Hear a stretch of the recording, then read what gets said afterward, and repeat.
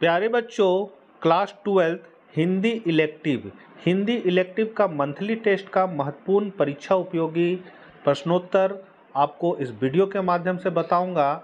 Channel पर यदि पहली बार है तो सब्सक्राइब करके बेल आइकन दबाना ना भूलें, क्योंकि जब भी मैं वीडियो डालूंगा सबसे पहले आपको वीडियो मिल जाएगा। तो चलिए हम लोग आज कुछ नया सीखते हैं और कॉपी में ज़रूर नोट कर लीजिएगा, क्योंकि ये सभी फाइनल परीक्षा के लिए भी महत्वपूर्ण है। तो सबसे पहले है अपठित बोध। तो यहाँ लिखा हुआ है कि निम्नलिखित गद्यांश को पढ़कर सही विकल्प के उत्तर को उत्तर पुस्तिका में अंकित करें। तो कहानी दिया हुआ है कि प्रजातंत्र के 3 मुख्य अंग है, कार्यपालिका, विधायिका और न्यायपालिका। प्रजातंत्र की सार्थकता एवं दृढ़ता को ध्यान में रखते हुए और जनता की प्रहरी होने की भूमिका को देखते हुए मीडिया, जिसमें दृश्य, श्रव्य और मुद्रित, को प्रजातंत्र के चौथे स्तंभ के रूप में देखा जाता है। समाचार माध्यम या मीडिया को पिछले वर्षों में पत्रकारों और समाचार पत्रों ने एक विश्वसनीयता प्रदान की है और इसी कारण विश्व में मीडिया एक अलग शक्ति के रूप में उभरा है।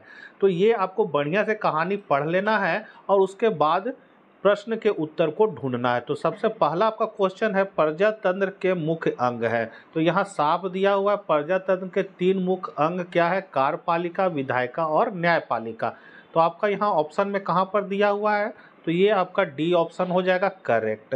दूसरा क्वेश्चन है, मीडिया को किस रूप में देखा जाता है। तो यहाँ पर आप देख लीजिए कि मीडिया को जो है वो जनता की प्रहरी होने की भूमिका को देखते हुए, तो जनता का प्रहरी यहाँ बोला जा रहा है।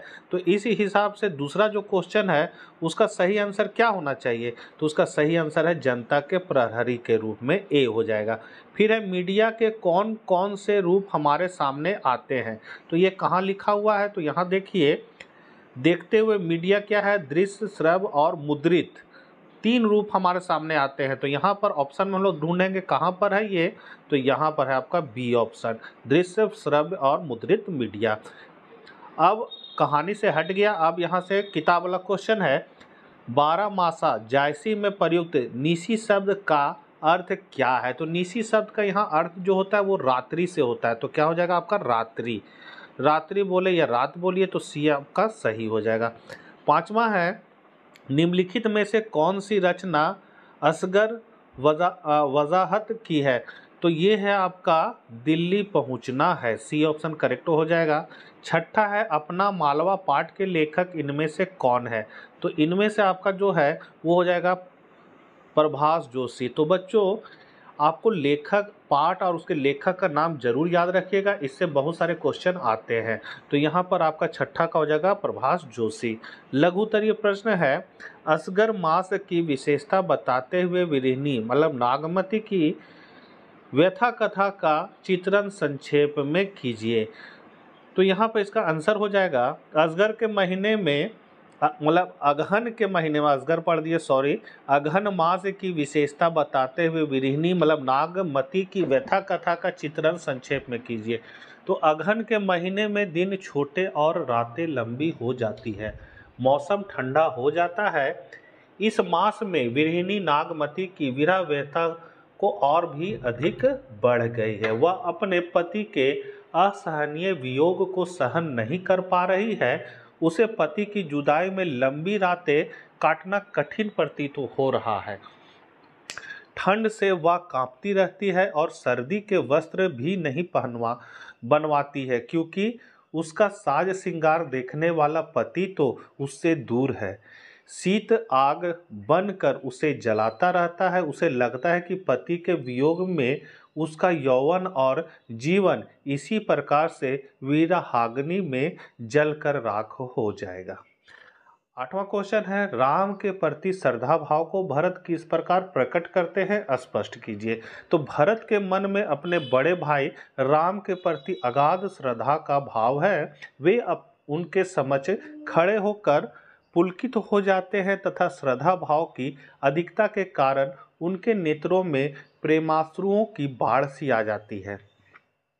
वे अपने बड़े भाई को श्रद्धावश बार बार स्वामी कहते हैं। वे प्रभु के स्वभाव की विशेषताओं का उल्लेख करके उनके प्रति अपने श्रद्धा भाव की अभिव्यक्ति करते हैं।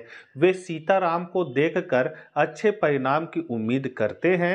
वे वन में श्री राम की दशा देखकर अत्यंत व्याकुल होते हैं। उनकी यह व्याकुलता राम के प्रति श्रद्धा रखने के कारण ही तो है। अगला क्वेश्चन है, पहचान लघु कथा के आधार पर बताइए कि राजा ने जनता को हुक्म क्यों दिया कि सब लोग अपनी आंखें बंद कर ले। तो इसके पीछे 3 कारण हम जानते हैं। पहला है, राजा ने जनता को आंखें बंद कर लेने का हुक्म इसलिए दिया ताकि वह मनमाने ढंग से अपना काम कर सके और लोगों से खूब काम ले सके। बंद आंखों से काम अच्छा और अधिक हो रहा था। दूसरा है, राजा को लगा कि जनता में शांति बनाए रखने के लिए आंखें बंद करवाना ही उचित है। और तीसरा है, राजा ने आंखें इसलिए भी बंद करवाई ताकि लोग एक दूसरे को ना देख सके, अपना ध्यान वे काम में लगाएं। 10वां है, अमझर से आप क्या समझते हैं? अमझर गांव में सूनापन क्यों है? तो अमझर का शाब्दिक अर्थ है जहां आम झरते हैं। अमझर सिंगरौली के क्षेत्र नवा गांव का एक छोटा सा गांव है। इस गांव के चारों ओर आम के वृक्ष हैं जिससे सदा आम सहरते रहते हैं। अमरौली प्रोजेक्ट के अंतर्गत नवा गांव के अनेक गांव उजाड़ दिए जाएंगे। यहाँ के लोग विस्थापित हो जाएंगे। इसी कारण से अमझर गांव में सूनापन है। 11 नंबर क्वेश्चन है, राम के वन गमन के बाद उनकी वस्तुओं को देखकर माता कौशल्या कैसा अनुभव करती है? अपने शब्दों में वर्णन कीजिए।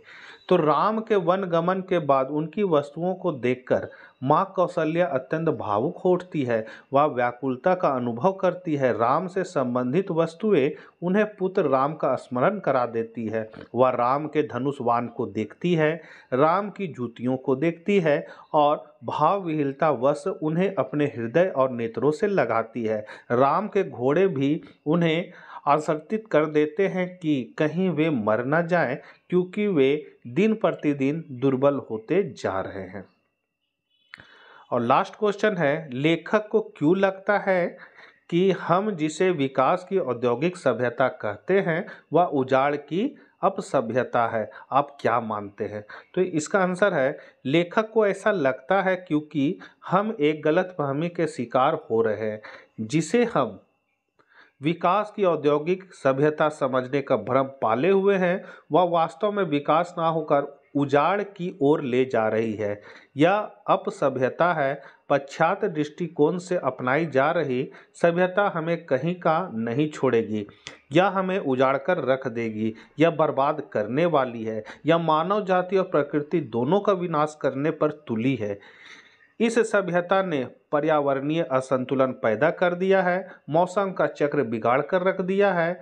या खाऊ उजाड़ू सभ्यता यूरोप और अमेरिका की देन है, जिसके कारण विकास की औद्योगिक सभ्यता उजाड़ के अपसभ्यता बन गई है। इससे पूरी दुनिया प्रभावित हुई है, पर्यावरण बिगड़ा है। लेखक की पर्यावरण संबंधी चिंता सिफा मालवा तक सीमित सिवाय यहाँ होना चाहिए संबंधित चिंता सिवाय मालवा तक सीमित न होकर सार्वभौमिक हो गई है।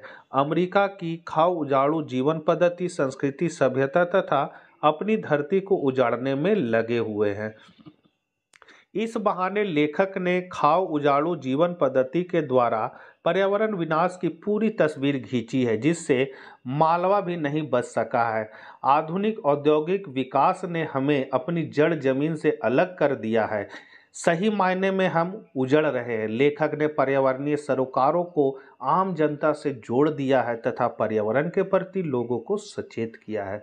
तो बच्चों, ये थे आपके हिंदी इलेक्टिव के महत्वपूर्ण प्रश्नोत्तर मंथली टेस्ट के लिए। आशा करते हैं वीडियो आपके लिए उपयोगी साबित होगा। मिलते हैं हम लोग नेक्स्ट वीडियो साथ, तब तक ले आज्ञा दीजिए। जय हिंद, जय भारत।